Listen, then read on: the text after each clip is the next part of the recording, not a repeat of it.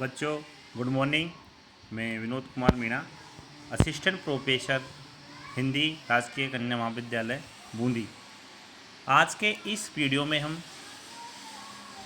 कोटा विश्वविद्यालय कोटा द्वारा निर्धारित बीए तृतीय वर्ष के द्वितीय प्रश्न पत्र जो नाटक और निबंधों से संबंधित है, इसमें जो ध्रुव श्यामली नाटक है श्री जयशंकर प्रसाद द्वारा रचित, इस नाटक का उद्देश्य और इसकी समस्याएं क्या है उनका अध्ययन करेंगे। तो सबसे पहले बात करते हैं हम, उद्देश्य विहीन साहित्य सृजना संभव ही नहीं है।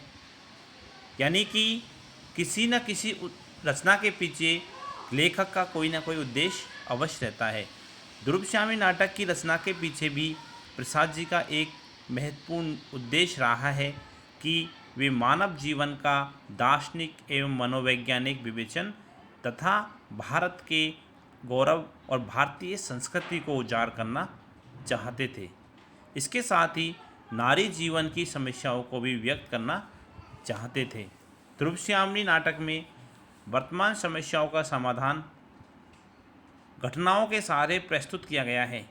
इस नाटक में उन्होंने नारी को शोषण और अत्याचार से मुक्त कराने का उद्देश्य अपने समक्ष रखा है। उन्होंने स्थान स्थान पर नारी के अधिकारों की मांग भी की है। वास्तव में ध्रुव श्यामली नाटक की जो प्रमुख समस्या है वो है नारी समस्या।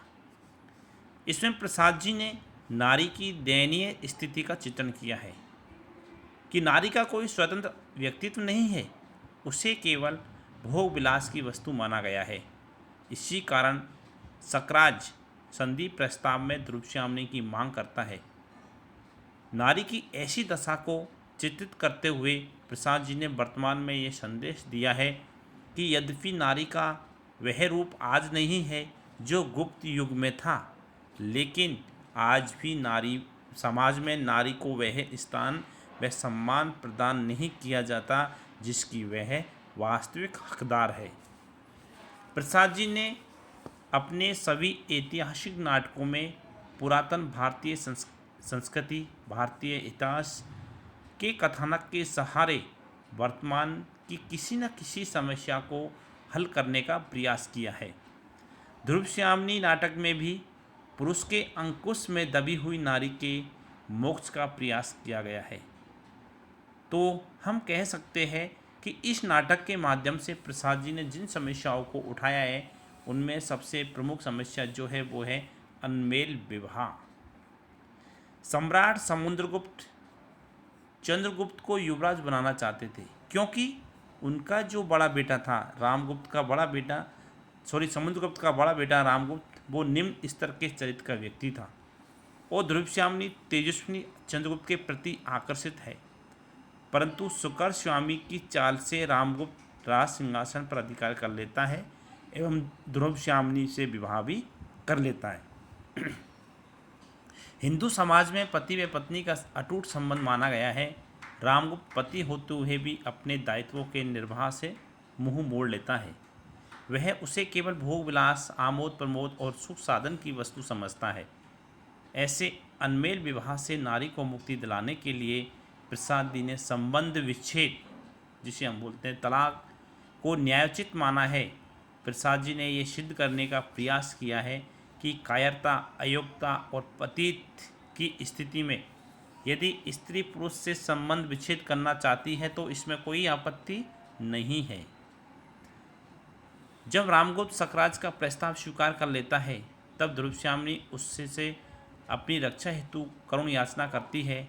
रामगुप्त पर इस याचना का कोई प्रभाव नहीं पड़ता और वह ध्रुव श्यामली की रक्षा का भार लेने से इनकार कर देता है। ध्रुव श्यामली के अनुनय विनय पर भी रामगुप्त उसे अपमानित करता है। ऐसी स्थिति में नारी की इस समस्या का हल नाटककार ने उसके द्वारा विद्रोह कराकर ही प्रस्तुत किया है।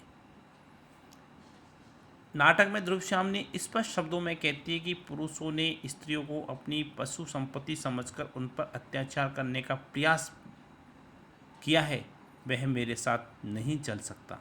यदि तुम मेरी रक्षा नहीं कर सकते, अपने कुल की मर्यादा, नारी का गौरव नहीं बचा सकते, तो मुझे बेच भी नहीं सकते। दूसरी जो समस्या प्रसाद जी ने उठाई है वो है पुनर्विवाह की समस्या। भारतीय समाज में पुनर्विवाह की एक जटिल समस्या है। प्राचीन समय में पुनर्विवाह की प्रथा प्रचलित नहीं थी। प्रसाद जी ने ध्रुवश्यामणी नाटक में धर्मशास्त्र को आधार मानकर नारी के पुनर्विवाह और उसके मोक्ष की व्यवस्था की है। ध्रुवश्यामणी प्रारंभ से ही चंद्रगुप्त के प्रति आकर्षित है और उसका विवाह अयोग तथा अभिचारी रामगुप्त के साथ संपन्न हो जाता है। ऐसे पति से छुटकारा दिलाने के लिए ही प्रसाद जी ने नाटक के अंत में उसका विवाह चंद्रगुप्त से करा दिया है। ध्रुवश्यामणी में पुरोहित अपनी व्यवस्था देता हुआ कहता है कि यह रामगुप्त मृत और प्रवजित तो नहीं, परंतु गौरव से नष्ट, आचरण से पतित और राजक्लीवी है। ऐसी अवस्था में रामगुप्त को ध्रुवश्यामणी पर कोई अधिकार नहीं है।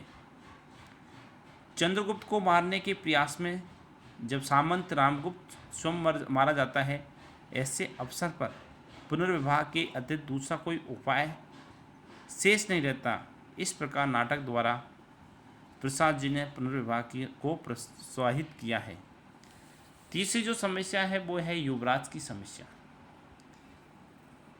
ध्रुवश्यामणी नाटक के प्रारंभ से ही ये प्रचलित है कि अयोग राजा को शासन करने का अधिकार नहीं है। योग, कुशल तथा राजनीति में जो चतुर व्यक्ति होता है वही राजा बनना चाहिए।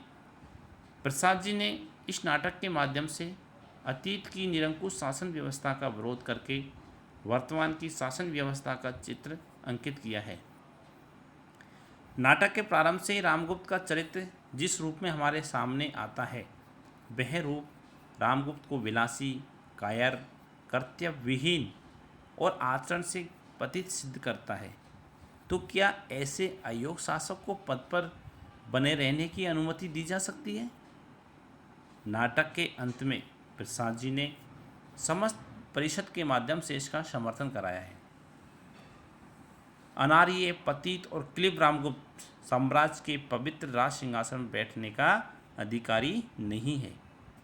इस पर भी जब रामगुप्त अपनी दुर्नीति को नहीं त्यागता और उसके जीवन का अंत भी हो जाता है, इस प्रकार प्रसाद जी ने यह सिद्ध किया है कि राजा के अनाचारों को मूक होकर सहन करना पाप है।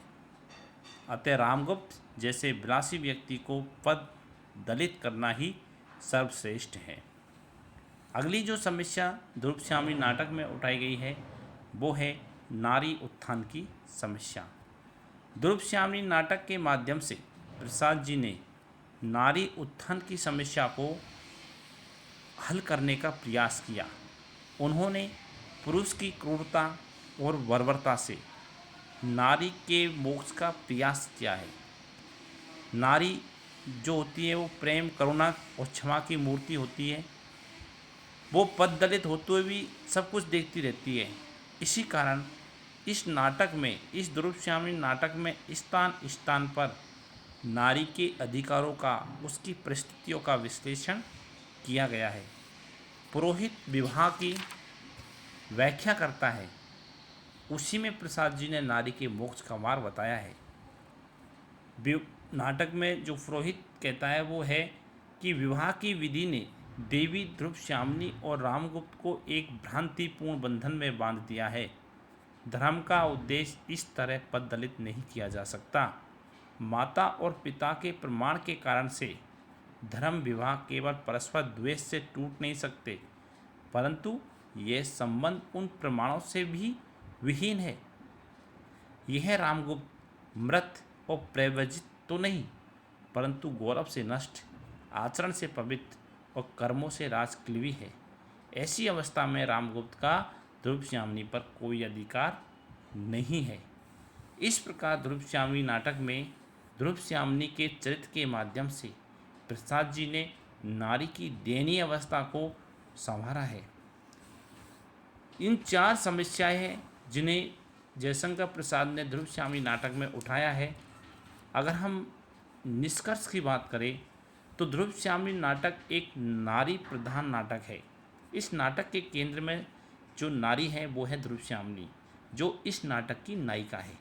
इस नाटक में मानव जीवन के दार्शनिक, मनोवैज्ञानिक पक्ष को स्पष्ट करते हुए जयशंकर प्रसाद ने भारत के गौरव और भारतीय संस्कृति को भी स्पष्ट करने का प्रयास इस ध्रुवचामी नाटक में किया है। प्रसाद जी की नारी के प्रति अटूट श्रद्धा है। हम श्रद्धा की बात करते हैं तो जयशंकर प्रसाद ने कामायनी में भी नारी के बारे में लिखा है कि नारी तुम केवल श्रद्धा हो, विश्वास रजत नकपक तल में, पीयूष स्रोत सी बहा करो जीवन के सुंदर समतल में। इसीलिए इस नाटक के द्वारा उन्होंने नारी के अधिकारों की मांग की है तथा नारी जीवन की अनेक समस्याओं को उन्होंने उभारा है। नाटककार प्रसाद जी ने उद्देश्यों को प्राप्त करने में संपूर्ण सफलता प्राप्त की है तथा अतीत के पट पर वर्तमान का जो चित्रण इन्होंने किया है, नारी जीवन से जुड़ी समस्याओं को प्रस्तुत करने में भी इनका महत्वपूर्ण योगदान रहा है। धन्यवाद।